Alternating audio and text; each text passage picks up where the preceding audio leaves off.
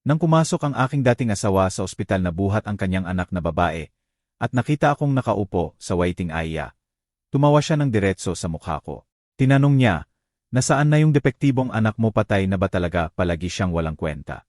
Wala siyang kaalam-alam na ang Chief of Medicine, na malapit nang iligtas ang buhay ng kanyang anak, ay siya ring batang binato niya palabas ng bahay, 18 taon na ang nakalipas. Bago ko simulan ang kwentong ito na hanggang ngayon ay nagpapabilis pa rin ang tibok ng puso ko, sabihin mo muna sa comments, saan ka nanonood nito ngayon? Nakaupo ako sa malamig na waiting area ng pangkalahatang ospital. Naglilipat-lipat ng lumang magazine nang hindi talaga binabasa ang mga salita nang marinig ko yung boses na yon. Yung boses na hindi ko narinig sa loob ng halos 2 dekada, pero kayang-kaya pa ring magpalipas ng sikmura ko. Si Marcos yun, ang aking dating asawa, ang lalaking sumira sa akin noong pinakakailangan ko siya. Dumaan siya sa automatic doors na buhat ang isang batang babae na mga 12 taong gulang. Maputla ang bata, pawis na malamig, at halatang malubha ang sakit. Sumisigaw siya ng tulong, desperado, humihingi ng agarang atensyon, katulad ng ginagawa niya sa lahat ng bagay sa buhay. Si Marcos, hindi siya humihingi ng please. Lagi siyang nag-uutos. Naniniwala siyang may karapatan siyang makuha ang lahat kapag gusto niya. Nagkatinginan kami ng aksidente, habang tumatakbo siya paalis sa front desk. Mga 3 segundo bago niya ako makilala. Nakita ko ang eksaktong sandali na tumama sa kanya ang pagkaunawa. Nanlaki ang mata niya, nanlalambot ang bibig, at saka lumabas yung pilipit na masamang ngiti na kilala ko na. Yung ngiti na lagi niyang suot bago siya magsaboy ng lason. Kinuha ng nurse ang bata mula sa kanyang bisig para madala sa ER. At nakatayo siya roon na nakatitig sa akin. Hindi ako umiwas ng tingin. Hindi ko siya bibigyan ng kasiyahan na makita akong mahina muli. Sa 63 taong gulang, natutunan ko na ang pagharap sa takot ng diretso ang tanging paraan para talunin ito.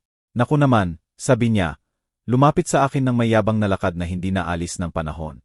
Mas mukha na lang siyang kawawa ngayon. Kung hindi si Bernadette, ano ba to? Nagulat ako, nakita kitang nandito. Naglilinis na janitor sa ospital ngayon. No, alam ko na matagal na yang pupuntahan mo. Humugot ako ng malalim na hininga. Hindi ko papayagang maapektuhan ako. Naghihintay lang ako ng isang tao. Sagot ko ng kalmado, bumalik sa pagtingin sa magazine. Hinihintay mo si Noy, yung anak mo, na may problema, mapait na tawa niya. By the way, sabihin mo nga sa akin yung matagal ko nang iniisip. Buhay pa ba yung depektibong batang pinilit mong palakihin o ginawa na ba ng kalikasan yung dapat mong ginawa at inilagay siya sa lugar na hindi siya magiging pabigat sa iba? Nagsasalita ang mga salita niya sa waiting area. May mga tumingin, nagulat sa ganitong kalupitan. Dahan-dahang isinara ko ang magazine, inilagay sa kandungan, at tiningnan siya ng diretso sa mata. Wala akong galit o sama ng loob. May kalmadong katiyakan lang ako na malapit nang matanggap ng lalaking to ang aral ng kanyang buhay. Pero bago ko sabihin kung ano ang nangyari sa ospital na yon, kailangan nating bumalik sa nakaraan. Kailangan mong makita kung sino ang Bernadette, 25 taon na ang nakalipas, para maintindihan mo kung gaano kalalim ang butas na itinapon sa akin ng lalaking to. Kailangan mong malaman ang marupok na babaeng naniniwala sa kanyang mga pangako, na hinawakan ang kamay niya nang manumpa siya ng walang hanggang pag-ibig, na nagdala ng anak niya sa sinapupunan. Akala niya ipinagtatayo niya ng pamilya. Nakilala ko si Marcos noong 26 ako. Administrative assistant ako sa isang accounting firm at siya ang bagong sales manager. Galing sa malaking lungsod, puno ng malalaking plano at matamis na salita. May big city charm siya.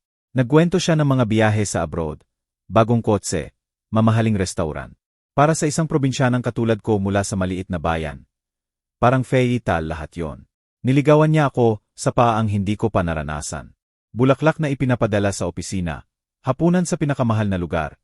Pangako ng buhay na parang reyna sa tabi niya. Sinabi niyang espesyal ako, iba sa ibang babae, na ako ang pinili niya sa lahat ng nagkakandara pa sa kanya. Pakiramdam ko pinakamaswerte akong babae sa buong mundo. Nagpakasal kami pagkatapos ng 6 na buwan ng pagdedate. Maganda ang kasal, mahigit 200 bisita sa isang bulwagan na puno ng imported na liryo na sobrang mahal. Naka-white dress ako na parang galing sa pelikula ng prinsesa na may 10 talampakan na train. Sa mga larawan noon, totoo ang ngiti ko. Kumikinang ang mata ko sa pag-asa.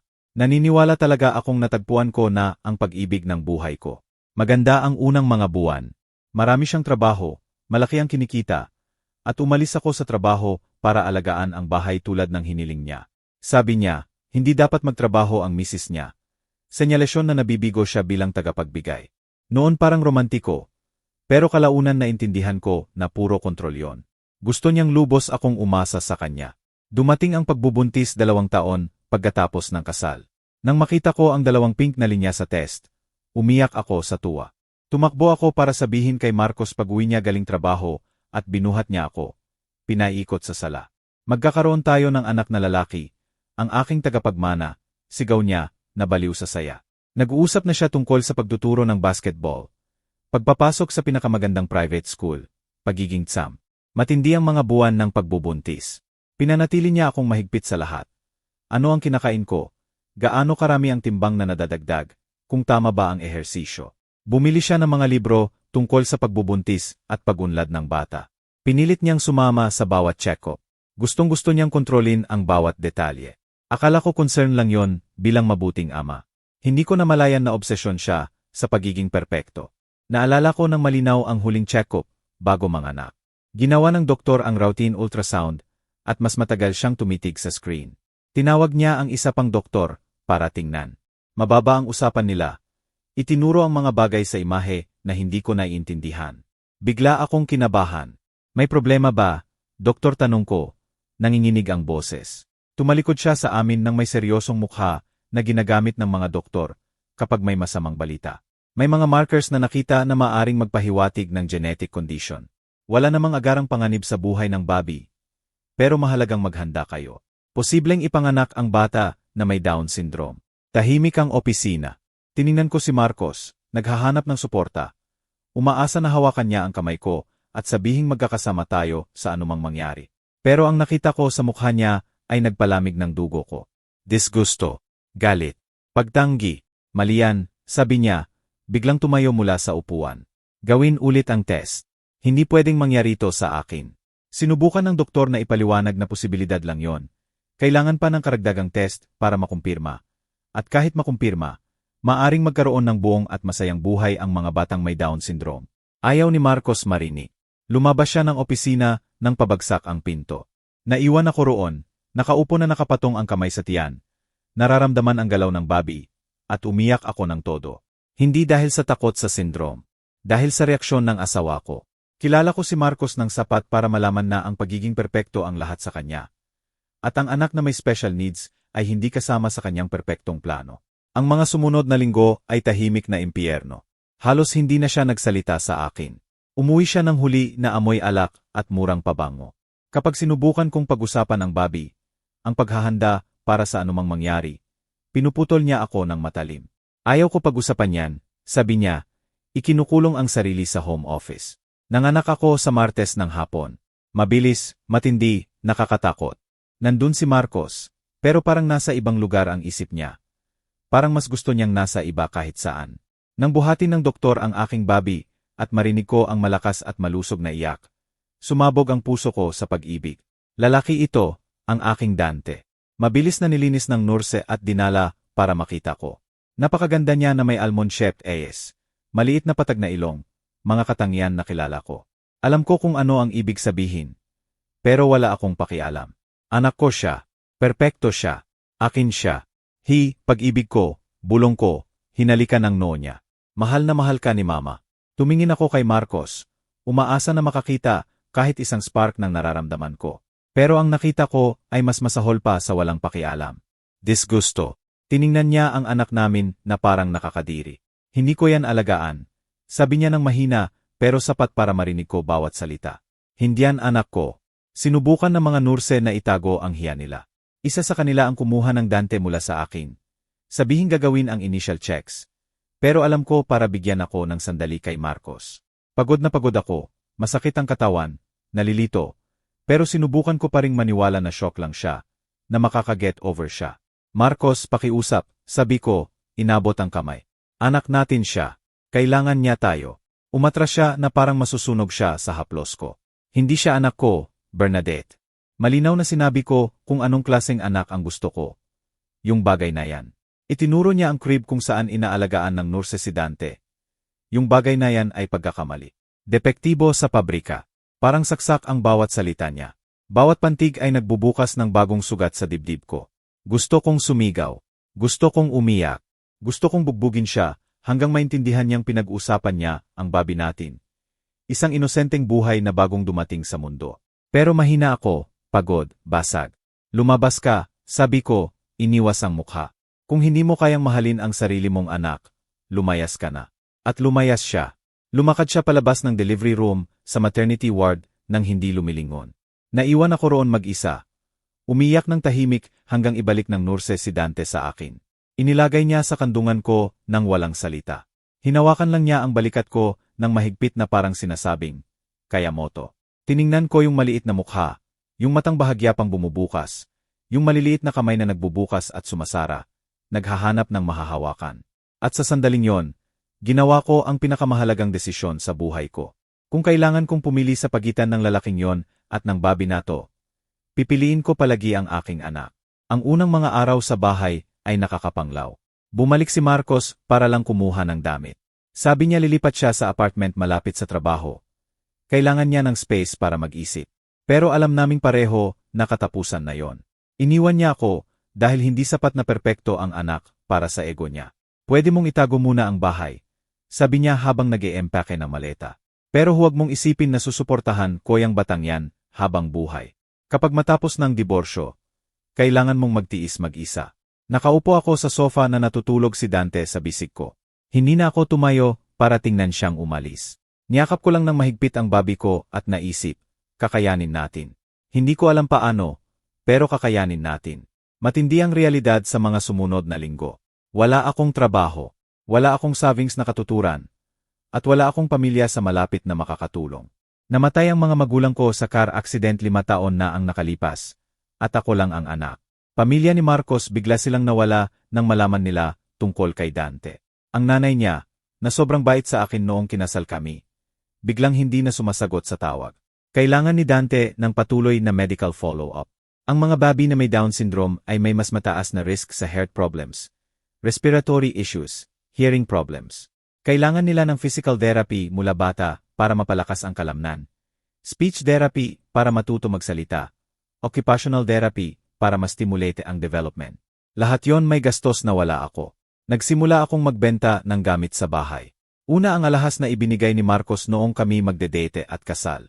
Sumunod ang electronics, mamahaling salaset, pati designer clothes na hindi ko naman suot. Bawat piso mahalaga. Bawat sentimo para siguradong walang kulang ang anak ko. Mabilis at malupit ang diborsyo. Nag-hire si Marcos na matalinong lawyer na ginawa ang lahat para patunayan na pabaya akong ina. Na itinago ko ang impormasyon tungkol sa kalusugan ng Bobby sa pagbubuntis, na sinusubukan kong kurakot siya. Wala akong pera para magbayad ng katulad na lawyer. Tinanggap ko ang deal na inoffer nila. Itinago ko ang bahay sa loob ng 2 taon. Pero kailangan kong ibenta at hatiin ang pera sa kanya. Walang child support dahil sinabi niyang hindi kayang gamitin ni Dante ang pera ng produktibo. Naniniwala ang Georgie sa kasamaang palad. Nang 6 months na si Dante, bumalik ako sa trabaho. Nagtrabaho ako bilang tagalinis ng opisina sa downtown. Ang shift ay gabi 6 oras hanggang hating gabi. Iniwan ko si Dante sa kapitbahay na mababa ang singil. Hindi perpekto, pero yon lang ang kaya ko. Grabe ang routine ko. Gumigising ako 5 oras ng umaga kasama si Dante. Paliguan siya. Gawin ang ehersisyo sa bahay na tinuro ng therapist sa community health center. Maglaro, istimulete siya. Sa 3 oras ng hapon, natutulog ako ng konti habang siya'y natutulog din. Sa 5 oras 30 minuto, iniiwan ko siya sa kapitbahay at pumupunta sa trabaho. Umuwi ako 12 oras 30 minuto ng gabi. Sinusundo siyang natutulog at dumating sa bahay na patay na patay. Pero lagi akong humahalik sa noo niya bago matulog. Sa weekends, nag-extra cleaning sa bahay ng iba para makaraos. Sumama si Dante, natutulog sa stroller habang nagkukuskos ako ng sahig, naglilinis ng banyo, nagpaplantsa. May mga nagrereklamo na dala ko siya. Sabi nila professional na may dalang bata sa trabaho. Nilunok ko ang luha at nagpatuloy sa paglilinis dahil kailangan ko ang pera. Pero alam mo kung ano ang pinakakamangha-mangha sa lahat masayang Bobby si Dante. Sa kabila ng lahat ng hirap, sa kabila ng mas mabagal na pagunlad, laging nakangiti siya. Kapag sinusundo ko sa kapitbahay, sumisilaw ang maliit niyang mukha. Inuunat niya ang maliliit na braso sa akin na may walang ngipin na ngiti na natutunaw ang puso ko. Sa mga sandaling yon, alam kong sulit ang lahat ng sakit. Nang mag-1 taon siya, Nagsimula siyang magpakita ng progreso na hindi ko inaasahan. Sabi ng therapist, maganda ang pagunlad niya. Gumagana ang early stimulation. Nagsimula siyang umupo mag-isa, gumapang. Umiyak ako sa tuwa sa bawat bagong milestone. Sa paligid ng panahong yon, nakilala ko si Dra. Whitman, isang pediatrician na espesyalista sa child development na nagsimulang mag-consult sa neighborhood health clinic. Sinuri niya si Dante sa routine visit at nagulat sa kanyang atensyon. Sa reaksyon niya sa lahat. Nag-istimulate ka ba sa bahay? Maam tanong niya. Ginagawa ko lahat ng itinuturo ng therapist, sagot ko. Madalas ko siyang kausapin. Nagbabasa ng kwento kahit maliit pa siya. Nagpapakita ako ng iba't ibang musika, kulay, texture. Ngumiti siya. Ituloy mo. May malaking potential si Dante. Ang mga batang may Down syndrome ay kayang marating ang higit pa sa iniisip ng tao. Lalo na kapag may nagsisikap mula pa bata. Binigyan ako ng buhay ng mga salitang yon. Nagsimula akong mag-research ng lahat tungkol sa child development, stimulation methods, special education. Sa araw na day off, pumupunta ako sa public library at nagbabasa ng maraming oras, nagnonote, nag-aaral. Magiging pinakamabuting ina ako para sa batang yon. Kahit kailangan kong mag-aral hanggang madaling araw pagkatapos ng buong araw na pagtatrabaho. Nagsimulang magsalita si Dante sa 2 taong gulang. Simple na salita muna. Mama, tubig, aw-aw kapag nakakita ng aso. Pero para sa akin, bawat salita ay malaking tagumpay. Kinuha ko sa lumang cellphone para panoorin ulit-ulit at alalahanin na umaasenso kami. Sa 3 taong gulang, kailangan nang isipin ang paaralan. Hindi kaya ang private schools at ang public schools sa lugar namin ay walang sapat na inclusion structure. Kumatok ako sa 12 ng pinto. Nakausap ang maraming prinsipal. May mga tapat na nagsabi, hindi nila alam kung paano i-handle ang special needs. May mga nagbigay ng bureaucratic excuses para hindi tanggapin ang enrollment. Doon ko nakilala si Maam Halili, ang prinsipal ng maliit na elementary school sa susunod na barangay. Pinakinggan niya ang kwento ko. Nakita si Dante na naglalaro ng blocks sa opisina niya. At sinabi, tanggap namin ang anak mo rito. Wala kaming karanasan sa Down syndrome. Pero mag-aral tayo ng sama-sama. At talagang nag-aral sila. Nag-aral si Maam Halili, nag-train ng staff, nag-adapt ng materials. Namulaklak si Dante sa lugar na yon. Siyempre, may mga problema. May mga bata na nagsabi ng masasama. May mga magulang na nagrereklamo na nandun siya. Pero matatag ang paaralan. Sa paaralan nila napansin ang isang bagay na pambihira kay Dante. May photographic memory siya na kahanga-hanga. Sa 4 taong gulang, natutunan niya ang buong libro pagkatapos marinig ng 2 o 3 beses. Sa 5 taong gulang, alam na niya lahat ng kapital ng estado, bawat flag ng estado, ang mga anthem. Natulala ang science teacher nang ipaliwanag niya ang water cycle ng may detalye na hindi naiintindihan ng kapwa niya edad. Bernadette, tinawag ako ni Maam Halili sa meeting nang matapos ni Dante ang kindergarten. Ang anak mo ay may high capacities. Gifted siya. Nagulat ako. Paano may Down syndrome siya? Alam ko bihira, pero possible, paliwanag niya. Twice exceptional. May genetic condition siya na nakakaapekto sa ilang aspeto. Pero sa paihong oras, may katalinuhan siyang higit sa average sa iba. Lalo na sa memory, logic, at interest sa science. Binago ng pagtuklas na yon ang pananaw ko sa kinabukasan ni Dante.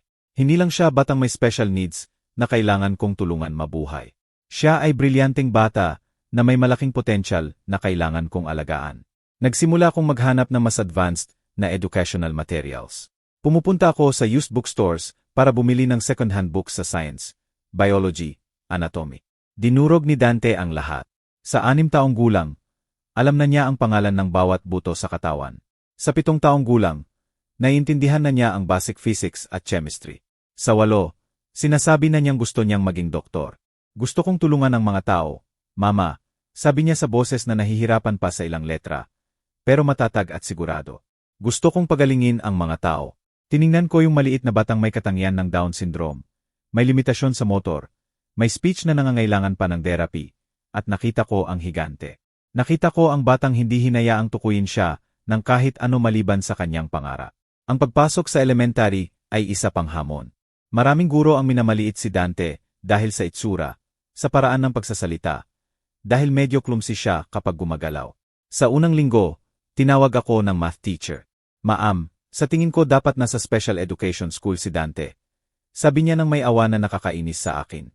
Hindi niya kayang makasabay sa grupo. Humugot ako ng malalim na hininga, pinigilan ang galit. Ma'am, sa lahat ng respeto, nagbigay ba kayo ng knowledge test bago ninyo sabihin yon, hindi naman specifically, pero dahil sa kondisyon niya. Kung gayon gawin ninyo, sabi ko ng matalim. I-evaluate kung ano talaga ang alam niya. At saka tayo mag-usap kung saan siya dapat. Binigyan niya ng test at halos matumba siya nang makita na perpekto ang sagot ni Dante. Mga tanong para sa mga bata na 2 taon mas matanda. Hindi lang sinagot ng tama, ipinaliwanag pa niya ang iba't ibang paraan para malutas ang problema. Mula noon, iba na ang tingin ng mga guro kay Dante. Hindi na awa kundi respeto. May ilan pa ring lumaban. Iniisip pa rin nilang hindi siya dapat nandun. Pero karamihan ay nakilala ang talento ng anak ko. Samantala, patuloy akong nagtrabaho ng todo. Naglilinis ng building, nag-housekeeping, naglalaban ng damit ng iba sa weekends. Lahat para mabayaran ang therapist ni Dante. Supplies, mga libro na dinudurog niya. Mabilis akong tumanda sa mga taong yon. Nagkaubanan ako bago magnegatibo, 4 na po. Masakit ang katawan sa sobrang pagkukuskos. Namansahan ang balat sa pagod. Pero tuwing nakikita ko si Dante na may bagong libro, mata niyang kumikinang sa kuryosidad. Nagkukwento tungkol sa scientific discovery na may malaking ngiti. Alam kong sulit ang lahat ng sakripisyo. At si Marcos ay nawala sa buhay namin. Walang tawag kahit isang kaarawan. Walang regalo sa Pasko.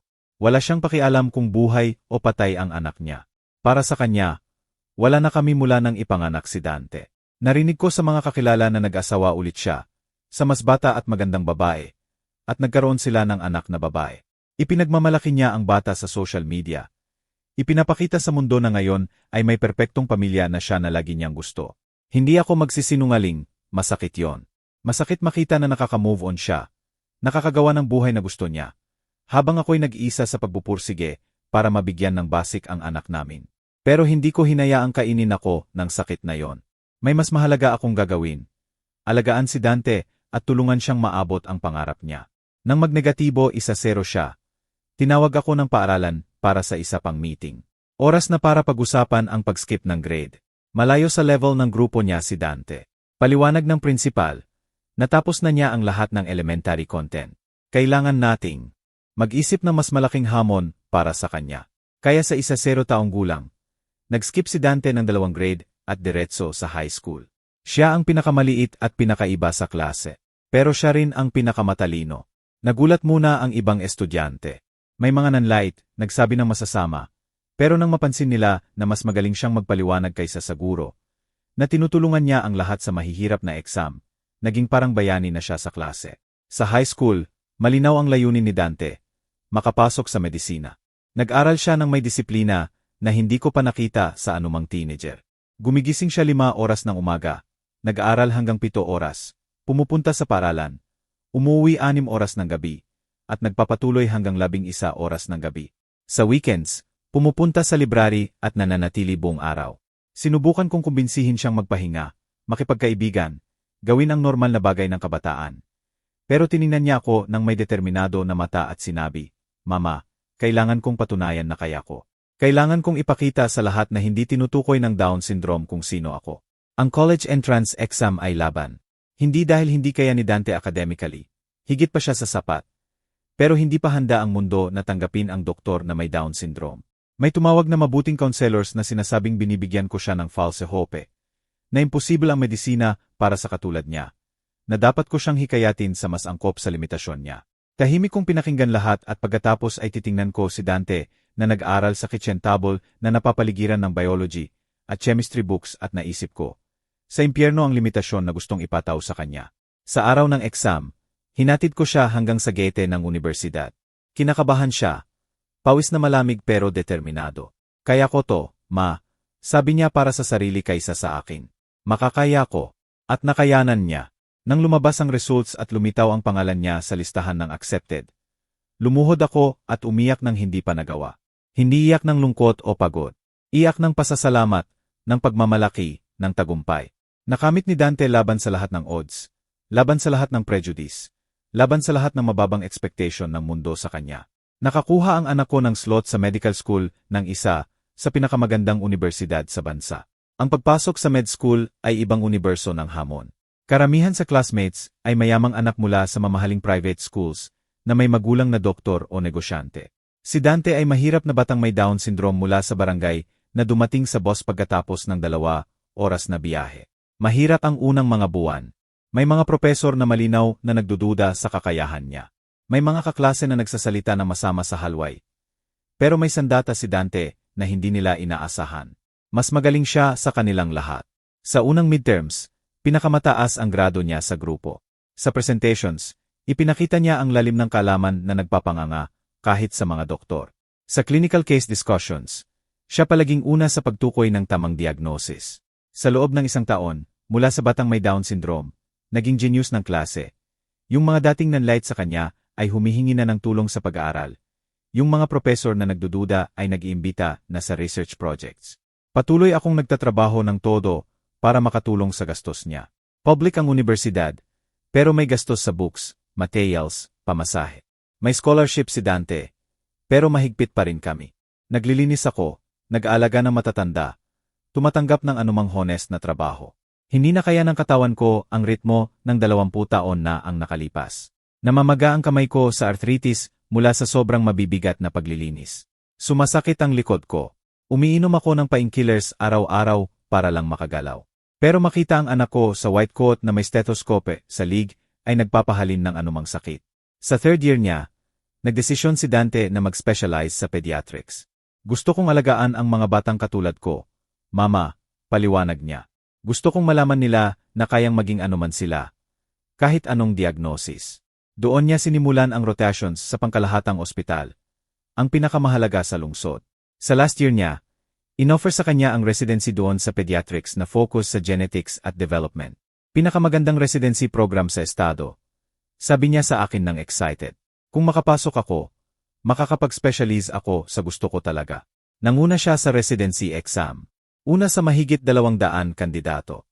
Yung batang tinanggihan ng sariling ama dahil sa Down syndrome ay ngayon ang pinakamatalinong resident physician sa pangkalahatang ospital. Nang makuha niya ang quote na may embroidered name, Yar Dante Vargas, pediatric resident, umiyak ulit ako. 24 taon ng pakikibaka, sakripisyo, mga gabing walang tulog, mabibigat na trabaho. Sulit lahat. Naging doktor ang anak ko. At hindi basta doktor. Sa halos 2 taon ng residency, kinilala na siya bilang isa sa pinakamatalinong isip sa ospital. Nag-publish siya ng articles sa major scientific journals. Nagbigay siya ng presentations sa national conferences. Inimbita siya sa genetics research team. Sa 26, napromote siya bilang chief resident ng pediatrics. Yung batang sinabi ng mundo na wala siyang mararating ay ngayon ang namumuno sa team na 15 doktor. Lahat mas matanda sa kanya. Lahat normal. Lahat tumitingin sa kanya ng may respeto at paghanga. Sa paligid ng panahong yon, pinilit niya akong bumili ng bahay. Sapat na ang pagrenta, ma, sabi niya ng seryoso. Buong buhay mo akong pinagtrabahuhan. Ngayon naman ako naman ang bahala sa'yo. Sinubukan kong tanggihan. Sabi ko mag-ipon siya, mag-invest sa future niya. Pero hindi tinanggap ni Dante ang hindi. Bumili siya ng simple pero komportableng bahay sa tahimik na subdivision. Pinagkakabit-kabit ng buo. At pinilit akong tumigil sa trabaho. Tap na ang mga araw mo ng pagkukuskos ng sahig. Mama, sabi niya habang hinahawakan ang mga kalyo kong kamay. Ngayon magpapahinga ka na. Alagaan mo ang kalusugan mo. Mag-e-enjoy ka na sa buhay. Sa 50 esko, sa unang pagkakataon mula nang ipanganak si Dante, hindi na ako nag-aalala sa pera. Hindi na ako gumigising ng madaling araw para sumakay ng bus. Hindi na ako nagkukuskos ng sahig hanggang sumigaw ang likod ko. Pwede na akong maging simpleng nanay nang hindi kailangang maging tatay, nanay, tagapagbigay, at therapist ng sabay-sabay. Ang bagong routine ko ay gumigising ng walang alarm, kalmadong agahan, maglakad sa park, mag-attend ng craft classes sa simbahan. Simple na bagay na wala akong oras noon. Pinipilit ni Dante na dalhin ako sa regular na check-up. Inaalagaan ang bawat detalye ng kalusugan ko ng parehong sigasig na ginagawa niya sa pasyente niya. Doon namin nadiskubre na may high blood pressure ako, type 2 diabetes, at simula ng osteoporosis, ang bayad sa mga taon ng stress at mabigat na trabaho. Gumawa si Dante ng complete treatment plan. Pinili ang pinakamagandang specialists, at personal na sinusuri ang bawat test. Buong buhay mo inaalagaan mo ako, sabi niya. Ngayon hayaan mo akong alagaan ka. At ganoon ang lumipas na mga taon. Ako'y gumagaling mula sa buhay na puno ng hirap. Siya'y nagtatayo ng brilyanteng karera. Sa wakas, payapa na kami. Sa wakas, makakahinga kami ng walang bigat ng survival na dumudurog sa amin. Si Marcos ay nanatiling multo ng nakaan. 18 taon na walang isang salita, walang senyales ng buhay. Hanggang sa Martes ng umaga sa pangkalahatang ospital. Nandun ako dahil hiniling ni Dante na pumunta ako para pumirma ng papeles para sa kanyang medical insurance kung saan ako ang beneficiary. Maaga ako dumating, kumuha ng number, at umupo para maghintay. Naglilipat-lipat ako ng magazine nang marinig ko ang kaguluhan sa entrance. Isang matandang lalaki ang tumakbo sa automatic doors na buhat ang teenager sa bisig. Sumisigaw siya ng tulong. Desperado. Tumingala ako at tumigil ang puso ko. Kahit mas matanda, payat, baluktot, nakilala ko ang mukha. Si Marcos yun. Hindi muna niya ako nakita. Sobrang focused siya sa pagpapagamot sa bata. Pero nang kunin ng mga nurse ang bata papuntang ER, tumalikod siya at nagkatinginan kami. Nakita ko ang gula sa mukha niya, ang delayed recognition, at saka yung ngiti na matagal ko nang naalala. Lumapit siya ng medyo clumsy, halatang natinag, pero sinusubukan pa ring panatilihin ang dating yabang. Bernadette, sabi niya, at ang pangalan ko sa bibig niya ay parang lason. Ano ba to? Sorpresa. Hindi ako sumagot. Tinitigan ko lang siya. Matanda na siya, mas matanda sa 18 taon. Puti na ang buhok, lumulubog at batik-batik ang balat. Mukha siyang may sakit, marupok, tapos na. Nagtatrabaho ka ba rito? Tanong niya nang may pang-aasar. Naglilinis ng banyo sa ospital, naghihintay lang ako ng anak ko. Sagot ko ng kalmado. Doon niya binato yung mapait na tawa at sinabi ang mga salitang sinabi ko sa simula. Buhay pa ba yung depektibong anak mo o ginawa na ba ng kalikasan ang trabaho? Hindi ko siya pinatapos. Mabuti naman si Dante, salamat sa pagtatanong. Sabi ko na matatag ang boses kahit nag-aapoy ang galit sa loob. Sa katunayan, dito siya nagtatrabaho. Tumawa ng mas malakas si Marcos. Nagtatrabaho dito bilang naglalaban ng instrumento, nagtutulak ng stretcher. Oh, Bernadette, palagi ka talagang magaling gumawa ng kwento para maging mas mabuti ang pakiramdam mo sa mga maling desisyon mo. Sa sandaling yon, bumukas ang pintuan ng ER. Lumabas si Dante sa kanyang walang bahid na white coat. Ang chief resident badge nakasabit sa leeg. Sinusundan ng 3 residente na sinusulat ang bawat salita niya. Nagpapaliwanag siya tungkol sa protocol gamit ang komplikadong medical terms ng may natural na autoridad ng taong marunong talaga. Nakikinig ng mabuti ang mga residente. Nagtatanong na sinasagot niya ng may pasensya at katumpakan. Nakita ni Dante ako sa reception at sumilaw ang mukha niya sa malaking ngiti na laging natutunaw ang puso ko. Nagpaalam siya sa grupo at lumapit sa akin. Mama, sabi niya, yumakap sa akin. Pasensya sa pag-aantala. May emergency sa pediatric ICU at kailangan nila ng assessment ko. Hindi hanggang sa bitawan niya ang yakap nang mapansin niya si Marcos na nakatayo sa tabi ko. Nakanganga, maputla na parang multo. Okay ka lang ba? Matanong ni Dante. Napansin ang tensyon ko. Nakakaistorbo ba tong gentleman nato, sasagutin ko sana. Pero nauna si Marcos nang nanginginig ang boses. Dante, anak ko. Tiningnan ng anak ko ang matandang lalaki ng neutral na professional expression. Walang pagkilala roon. Tanging otomatikong kagandahang loob ng doktor na nakikipag-usap sa kamag-anak ng pasyente. Opo, ako po si Yar Dante Vargas. Kamag-anak po ba kayo ng pasyenteng bagong admit, tanong niya, habang kinukuha ang tablet para tingnan ang file. Ako ang tatay mo, sabi ni Marcos, nabibiyak ang boses. Walang hanggan ang katahimikan na sumunod. Tumigil si Dante sa pagtype sa tablet at dahan-dahang tumingala para tingnan si Marcos. Nanatiling neutral ang mukha, pero kilala ko ang anak ko. Kilala ko ang bawat galaw. Nakita ko ang lumang sakit na nagigising. Pero nakita ko rin ang lakas na binuo niya sa mga taon.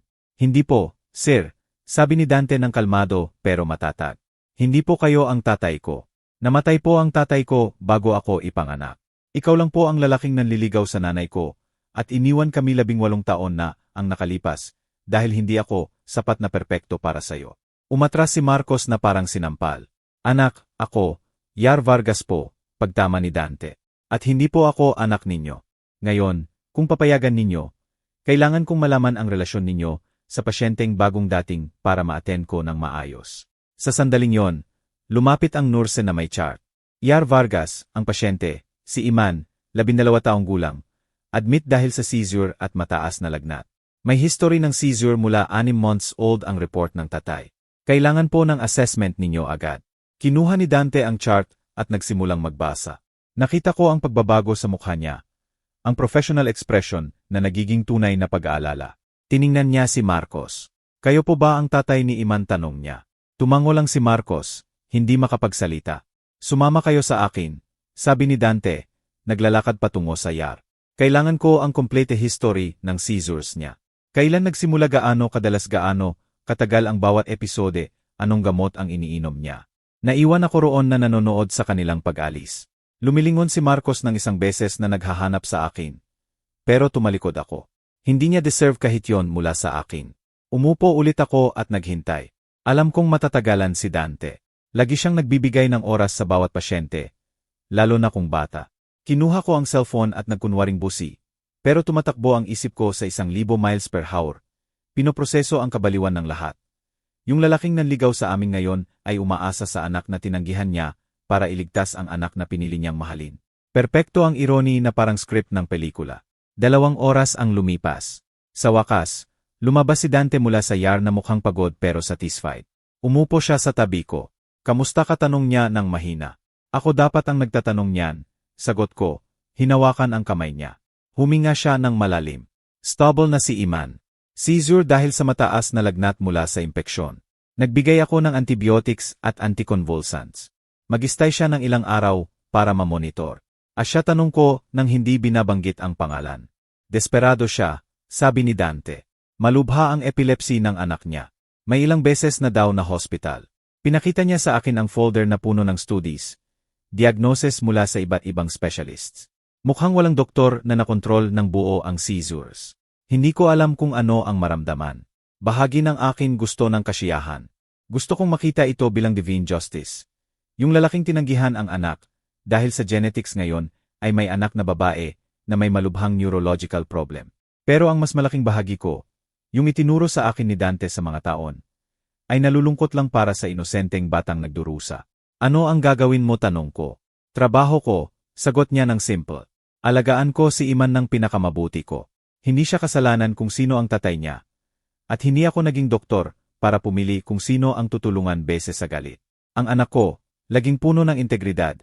Laging mas mabuti kaysa sa karapat-dapat namin.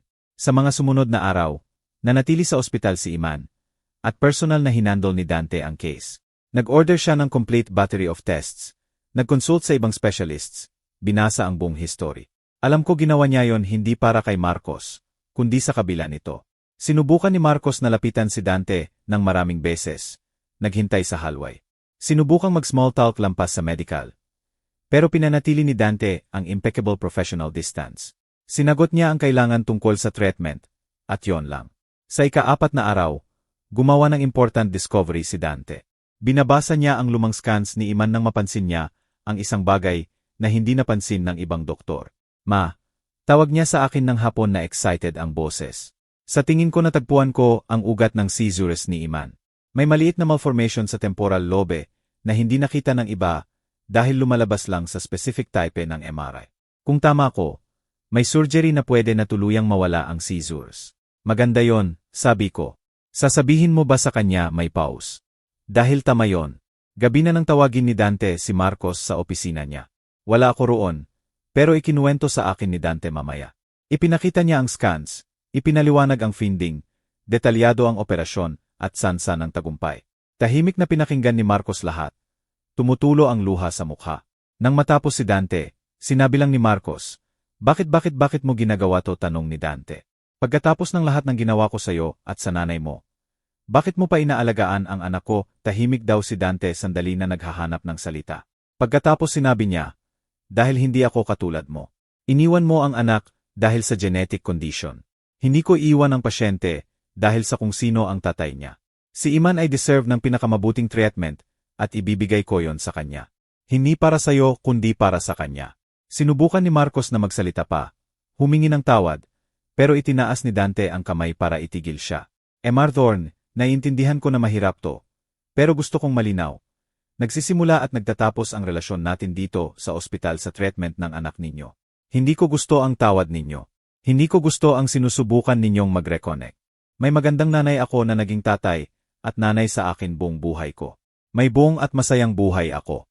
Bahagi mo ang yenay ko, pero hindi ka bahagi ng kwento ko. Umaasa akong igagalang mo yon. Pinlano ang surgery ni Iman sa susunod na linggo. Hindi si Dante ang mag-o-operate. Pediatrician siya, hindi neurosurgeon. Pero siya ang mag-coordinate sa buong team at mananatili sa proseso. Pumunta ako sa ospital sa araw ng operasyon. Hindi para makita si Marcos, kundi para suportahan ang anak ko. Alam kong kahit gaano siya ka-professional, natitinag siya sa sitwasyon. Nakasalubong ko si Marcos sa waiting room na mag-isa. Mukha siyang iba, mas baluktot, mas marupok, mas takot. Nang makita niya ako, dahan-dahang tumayo. Bernadette, sabi niya ng paos ang boses, pwede ba tayong mag-usap? Pakiusap gusto kong sabihin sa kanya na magpakailanman siyang magtiis. Gusto kong tumalikod at umalis katulad ng ginawa niya 18 taon na ang nakalipas. Pero naalala ko ang sinabi ni Dante tungkol sa hindi pagiging katulad niya, sa pagiging mas mabuti.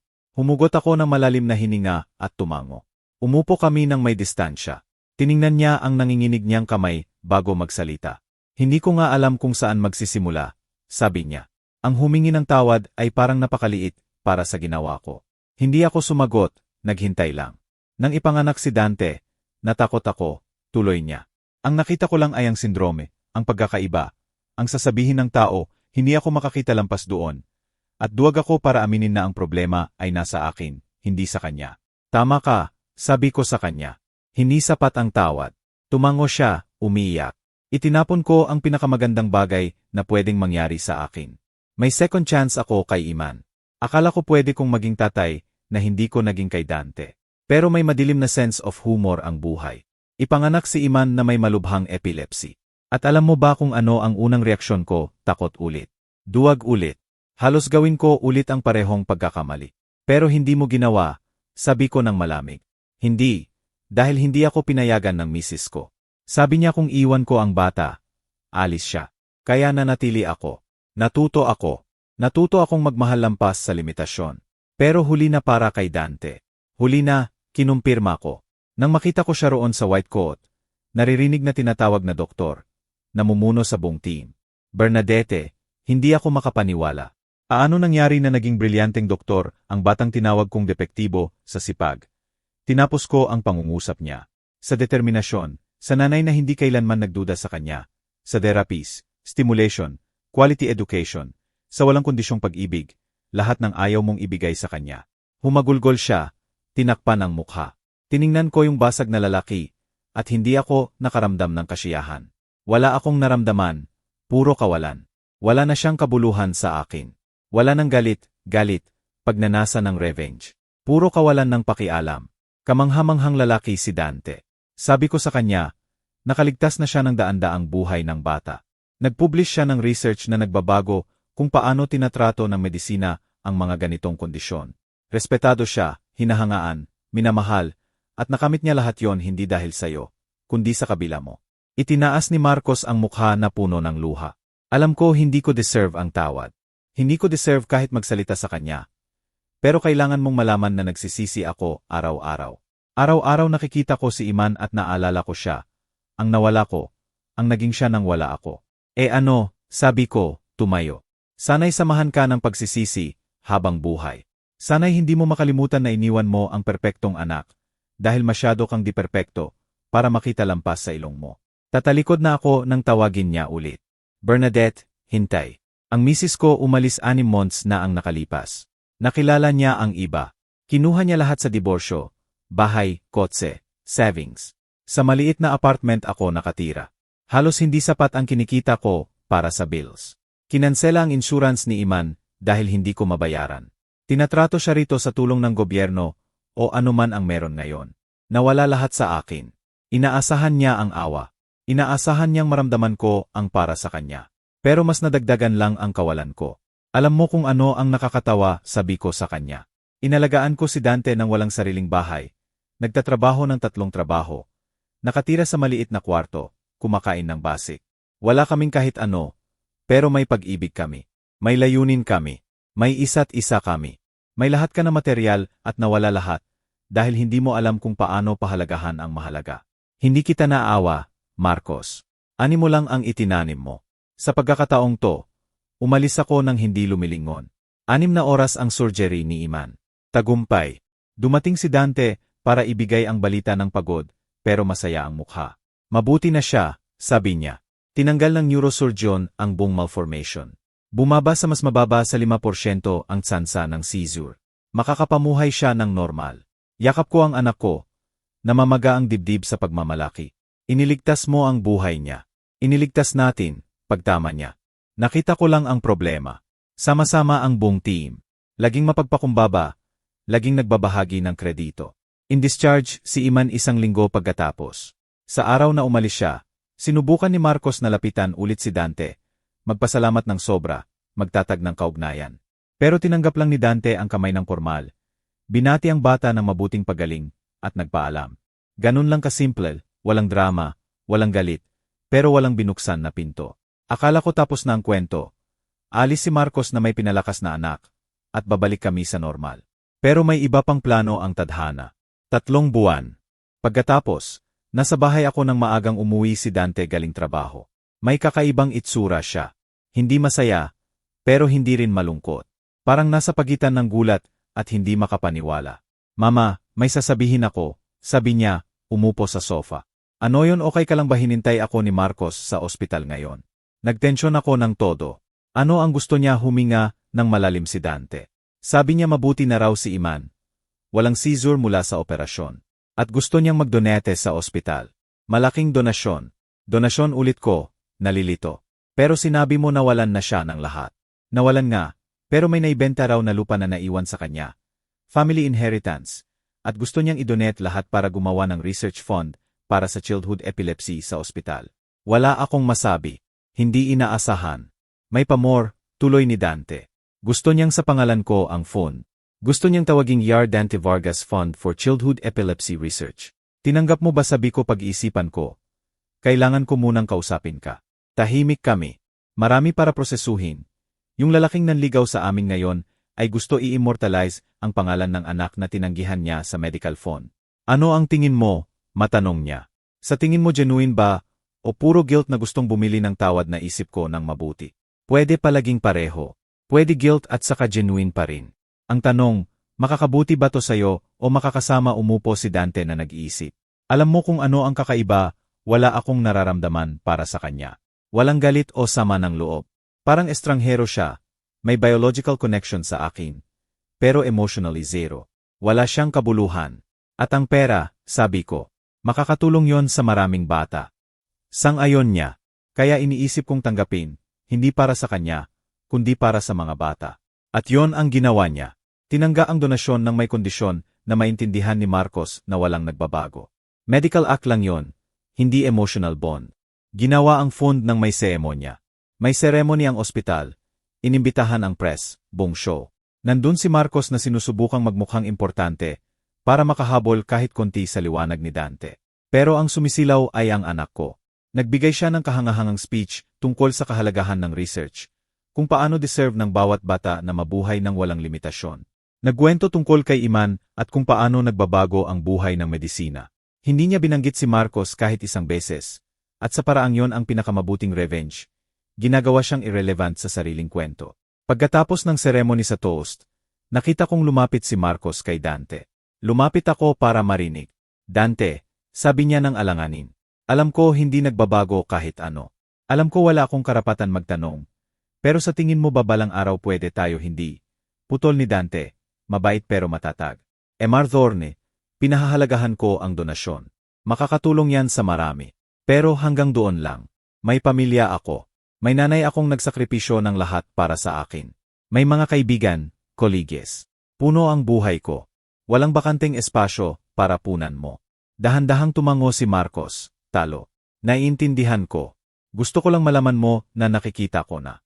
Nakikita ko kung gaano ako kamali, kung gaano ka kahanga-hanga. Lagi akong kahanga-hanga, sabi ni Dante ng walang yabang, katotohanan lang. Ang pagkakaiba, hindi mo makita lampas sa prejudice mo. Pero yon ang problema mo, hindi ko. Sana'y natuto ka kay Iman. Sana'y maging tatay ka sa kanya, na hindi mo naging sa akin. At tumalikod siya at lumapit sa akin. Inabot ang braso. Tara na, ma. Maaga ang shift ko bukas. Naglakad kami palabas ng magkasama. Iniwan si Marcos sa likod muli. Pero sa pagkakataong to, hindi abandonment. Desisyon yon. Desisyon na hindi hayaang sirain ng nakaraan ang future namin. Sa kotse pauwi, tiningnan ako ni Dante at sinabi, "Salamat, ma." Sa ano tanong ko? Sa hindi mo ako sinukuan, sa hindi mo ako naramdaman na kulang. Sa pagtuturo mo na ang Down syndrome ay katangian lang, hindi definition. Sa pagtuturo mo na ang sipag at pag-ibig ay kayang harapin ang lahat. Puno ng luha ang mata ko. Hindi mo kailangang magpasalamat sa pagmamahal ko sa'yo. Anak ko, yon ang pinakamadaling ginawa ko. Hindi madali, sabi niya. Alam ko. Naalala ko kung paano ka umuwi na pagod na pagod. Naalala ko kung paano ka kumakain ng mas kaunti para may matira para sa akin. Naalala ko kung paano ka umiiyak ng palihim. Wala sa yon ang madali, mama. Pero ginawa mo. Gagawa ko ulit lahat yon. Sabi ko, hinawakan ang kamay niya. Libo-libong beses. Umuwi kami at ginawa ang usual routine. Siya nagkukwento ng cases sa ospital. Ako tungkol sa church group. Simple. Karaniwan. Perpekto. Sa gabing yon, bago matulog, naisip ko ang buong paglalakbay. 26 taon mula sa araw na tiningnan ni Marcos ang anak namin ng may disgusto. 26 taon ng pakikibaka. At sa huli, yung lalaking naniniwala na ang perpektong genetics ang nagdudulot ng tagumpay ay nag-iisa at basag. Yung batang tinanggihan niya ay nagliligtas ng buhay at nagbabago ng mundo. Binigay ng buhay sa bawat isa ang nararapat. Ipinikit ko ang mata at nagpasalamat. Salamat sa mga hirap na nagpapatibay sa amin. Salamat sa bawat luha. Salamat sa bawat hamon na naghubog sa kahangahangang lalaki na anak ko ngayon. At kakaiba, nagpasalamat pa ako kay Marcos dahil kung nanatili siya kasama ang prejudice niya, matatakpan niya ang liwanag ni Dante. Gagastusin niya ang mga taon sa pag-aayos ng hindi naman sira. Ang pag-iwan niya, kahit gaano kasakit, ang pinakamabuting regalo na ibinigay niya sa amin. Nagbigay ito ng kalayaan para lumago, para sumilaw. Ang mga sumunod na buwan ay nagdala ng higit na pagkilala kay Dante. Lumitaw ang research niya sa prestihiyosong international journal. Inimbita siya magbigay ng conference sa ibang bansa. Pero ang pinakapagmamalaki ko ay kung paano niya trinato ang pasyente niya. Isang hapon, nasa waiting room ako nang pumasok ang isang batang ina na may umiiyak na baby. May Down syndrome ang baby. Desperada ang nanay, nawawala. Personal na inasikaso ni Dante. Nang lumabas siya, iba na ang babae. May luha, pero luha ng pag-asa. Huminto siya para kausapin ako. Yung doktor na yon, sabi niya, itinuro ang opisina. May Down syndrome siya at doktor siya. Sabi niya sa akin na pwede ang anak ko maging anuman niya gusto. Pinakita niya ang success stories. Sa unang pagkakataon, hindi ako natatakot. May pag-asa ako. Halos sumabog ako sa pagmamalaki. Yon ang tungkol dito. Hindi lang nagliligtas ng buhay si Dante. Binabago niya ang pag-iisip, sinisira ang mga hadlang. Naging simbolo siya. Nagsimula siyang magbigay ng talk sa schools, support groups, laging may paehong mensahe. Ang limitasyon ay nasa isip ng naniniwala na mababa ang kakayahan. Hindi sa nilalang mababa ang tingin.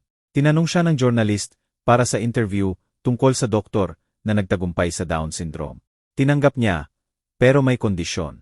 Hindi ko tinalo ang Down syndrome, paliwanag niya. May Down syndrome ako at magkakaroon ako nito habang buhay.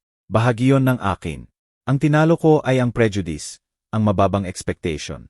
Yon ang tunay na disability. Hindi sa extra chromosome ko, kundi sa pag-iisip ng tao. Maganda ang lumabas na report. Viral sa buong bansa. Dumating ang mga sulat mula sa lahat. At alam mo kung sino ang nakakita ng report, si Marcos. Tumawag siya sa ospital na gusto makipag-usap kay Dante. Hindi binawi ng anak ko ang tawag. Matagal siyang nagpumilit. Pumunta pa siya roon. Pero hindi pinayagan ng security. Doon niya ako nahanap na palabas ng pharmacy. Mas matanda, mas desperado. Bernadette, pakiusap, sabi niya. Gusto ko lang makipag-usap sa kanya ng 5 minuto. Ayaw niyang makipag-usap sa'yo, Marcos. Tanggapin mo na. Nakita ko ang report. Nakita ko kung ano siya. Kailangan kong sabihin sa kanya na mali ako. Na nagsisisi ako. Sinabi mo na yan maraming beses. Hindi binabago ng tawad ang nakaraan. Alam ko, halos sumigaw siya. Pero kailangan kong subukan. Kailangan niyang malaman na nagsisisi ako araw-araw. Tiningnan ko yung lalaki at wala akong naramdaman. Kahit tawa, puro pagod. Marcos, gusto mo ng tawad para maging mas mabuti ang pakiramdam mo. Pero ang tawad ay hindi tungkol sa'yo. Tungkol sa taong nasaktan mo. At hindi kailangan ni Dante na tawagin ka para magpatuloy. Natapos na niya to. Multo ka na lang na pinili niyang iwan sa likod. At ikaw, tanong niya. Tinatawad mo ba ako? Naisip ko ang lahat ng gabi na umiyak ako mag-isa. Ang gutom, ang sakit sa likod. Hindi, sabi ko. Hindi kita tinatawad. Pero hindi rin ako galit sa'yo. Simple lang, wala ka ng kabuluhan. Irrelevant ka na sa buhay ko at ni Dante. At sa tingin ko mas masahol yon kaysa galit. No, iniwan ko siya roon at umalis. At sa pagkakataong yon, isinara ko na ang chapter ng tuluyan. Isa pang taon ang lumipas. Nagnegatibo 28 si Dante. Nagkaroon kami ng party sa bahay. Sa gitna ng party, tinawag niya ako sa gilid. Ma, may ibibigay ako sa'yo, sabi niya, inabot ang envelope. Ang deed ng bahay sa pangalan ko. Dante, hindi mo kailangan. Kailangan ko, putol niya. Deserve mo ang seguridad, ma. Hindi ka na dapat mag-alala sa bubong sa ulo mo. Sa'yo na ang bahay na to. Umiyak ako na parang bata. 28 taon na ang nakalipas. Nasa kalye ako na may sanggol. Ngayon may sarili akong bahay. May pamor, sabi niya, ngumingiti. Nakilala ko ang isang tao. Ano, doktor? Si Simon. Cardiologist siya, pediatric. Kamangha-mangha siya, ma. At nakikita niya ako. Alam mo, hindi niya nakikita ang syndrome. Tumawa ako at umiyak ng sabay. Ang baby ko ay in love na. Nandun siya sa party, sabi niya, namumula. Yung naka-blue dress. Nakita ko siya. Nakatawa siya sa mga tao. Mukha siyang mabuting tao. Alam ba niya ang lahat? Tanong ko tungkol kay Marcos. Ikinuwento ko. Sabi niya napatunayan lang nito kung gaano ako kalakas. Nakilala ko si Dra. Simon at napakabait niya. Pinakamahalaga, tiningnan niya ang anak ko ng tunay na pag-ibig. Nagdate sila ng 2 taon at nag-engage. Ang kasal ay nakaschedule sa susunod na tagsibol. 1 linggo bago ang kasal, tumawag si Iman, ang anak ni Marcos. 15 na siya at tumatawag ng palihim. Yar Vargas, sabi niya ng kinakabahan. Tungkol po sa tatay ko. Malubha po siya. Pancreatic cancer. Malapit na po siyang mamatay. Sabi niya kailangan niyang magkapayapa bago umalis. Tiningnan ako ni Dante. Sinabi ko lang na desisyon niya yon. Iman, sabi niya. Malungkot ako. Pero hindi ko alam kung mabibigay ko ang gusto niya. Naiintindihan ko, sabi niya, umiiyak. Gusto ko lang magpasalamat. Iniligtas mo ang buhay ko at kahit sino ang tatay ko. Hindi mo ako trinato ng iba. Mabuting tao ka. Hindi mo kailangang dalhin ang mga pagkakamali ng tatay mo. Sinabi ni Dante sa kanya. Pagkatapos mag-hang up, nag-isip siya. Sa huli, nagdesisyon siyang pumunta, hindi para kay Marcos, kundi para sa sarili niya para isara ang cycle. Sumama ako. Sa public hospital si Marcos sa shared room. Balat at buto na siya, dilaw. Dumating ka. Bulong niya nang makita si Dante mula sa malayo. Para kay Iman, hindi para sa'yo, sabi ni Dante. Hindi ko inaasahan na darating ka. Hindi ako dumating para gawing madali ang kamatayan mo, sabi ni Dante. Dumating ako para sabihin ang ilang bagay para sa akin. Tumango si Marcos. Pwede kong sabihin na tinatawad kita. Pero kasinungalingan yon. Hindi kita tinatawad. Hindi para sa ginawa mo sa akin. Tapos na yon. Pero para sa ginawa mo sa nanay ko. Iniwan mo siya sa kalye na may newborn. Pinilit mo siyang paghirapan ang likod. Isinakripisyo niya ang buhay para sa akin, habang ikaw ay nabubuhay ng perpektong buhay. Umiyak si Marcos. Alam ko, kaya hindi ako makakamatay ng mapayapa. At hindi ka dapat, sabi ni Dante. Dalhin mo ang bigat na yon hanggang sa huli, dahil may konsekwensya ang bawat aksyon. Gusto ko lang malaman mo, sabi ni Marcos, na nakikita ko na. Nakikita ko na kahanga-hanga ka. Nabulag ako. Nawalan ako ng pagkakataong makilala ang kahangahangang anak. Tama ka, sagot ni Dante. Nawalan ka ng lahat. Ang unang hakbang ko, graduation ko, buhay ko. At ang pinakakalunos-lunos, hindi mo nawala dahil sa obligasyon, kundi sa pagpili mo. Pero salamat sa isang bagay. Kung nanatili ka, lalason mo ang pagkabata ko. Ang pag-iwan mo ay nagpalaya sa akin. Hindi ko deserve ang tawad, bulong ni Marcos. Hindi. Pero bibigyan kita ng mas mabuti. Kawalan ng pakialam. Wala ka ng espasyo sa puso ko. At magpapatuloy ako sa masayang buhay ko nang hindi lumilingon. Oh, at ikakasal ako sa susunod na linggo. At kung magkakaroon ako ng anak, isang lolo lang ang makikilala nila. Si Lolo Joy, ang tunay kong tatay, kahit namatay siya bago ako ipanganak. Dahil ang tatay ay yung nagpalaki sa'yo. At hindi ka kailanman naging tatay ko. Lumakad kami palabas. Sa hallway, huminga ng malalim si Dante. Malaya na ako, sabi niya sa akin. Namatay si Marcos 3 araw pagkatapos. Nagpadala si Dante ng bulaklak bilang courtesy kay Iman. Pero hindi siya pumunta sa libing. Sa araw ng kasal, puno ng pag-ibig ang simbahan. Maganda si Dra. Simon, at nang oras na pumasok ang groom, walang tatay, pero may nanay. Naglakad ako kasama siya hanggang sa altar na sumasabog ang puso. Sa vows, tumalikod si Dante sa akin. Bago ko pangakuan ng pag-ibig si Simon, kailangan kong magpasalamat sa nanay ko. Mama, tinuruan mo ako kung ano ang walang kondisyong pag-ibig. Tinuruan mo ako na ang tanging tunay na disability ay ang kakulangan ng pag-ibig. Lahat ng ako ay dahil sa'yo. Walang hindi umiyak. Sa party, habang nanonood sa anak ko na sumasayaw ng waltz, naisip ko kung gaano kalayo ang narating natin. May mga ironi ang buhay. Yung lalaking nanligaw sa amin ay namatay mag-isa at puno ng pagsisisi. At kami, yung mga depektibo, ay nagtayo ng buhay na puno ng pag-ibig at tagumpay. Ngayon, sa 63 taong gulang ko, sinasabi ko sa'yo, sulit ang bawat luha. At kung mababalik ko ang panahon, wala akong babaguhin dahil bawat hamon ang naghubog sa kahangahangang lalaki na anak ko. Kung naantig ang kwentong ito sa puso mo, mag-like ka. Sabihin mo sa comments kung saang bansa ka nanonood at kung kailanman kailangan mong patunayan ang sarili mo kapag nagduda sila sa'yo. At kung hindi ka pa nakasubscribe, mag-subscribe ka na. Bawat linggo nagdadala ako ng totoong kwento. I-hit ang bell icon at kung gusto mong suportahan pa ang channel, maging member ka.